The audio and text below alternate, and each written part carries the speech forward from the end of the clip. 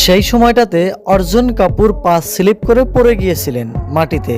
যখন মালাইকা আরোরা কেঁদে কেঁদে ভিডিও কল করেছিলেন আর বলেছিলেন, আমি তোমার সন্তানের মা হতে যাচ্ছি, তখন অর্জুন কাপুরের কানে যেন হর্ন বেজে উঠেছিল।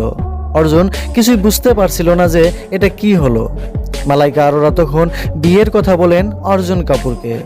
বিয়ের ব্যাপারটি নিয়ে বা বিয়ের বিষয়টি নিয়ে অর্জুন কাপুর এখন একটি জবাব দেন, যে জবাবটি শুনলে আপনিও চমকে যাবেন।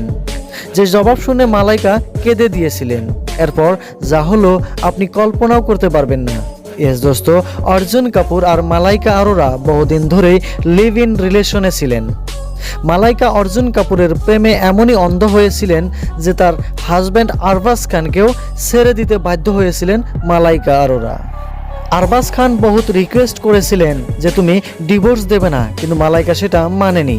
আর এখন আবার যখন মালাইকা বিয়ের কথা বলেছিলেন অর্জুনকে, তখন অর্জুন কাপুর ডাইরেক্ট না করে দেন মালাইকাকে। মালাইকা এখন একদম একলা সিঙ্গেল হয়ে গেছেন। আপনি কি ভাবেন, মালাইকার সাথে অর্জুন ভুল না ঠিক কাজটি করেছে? কমেন্ট করে জানাতে ভুলবেন না।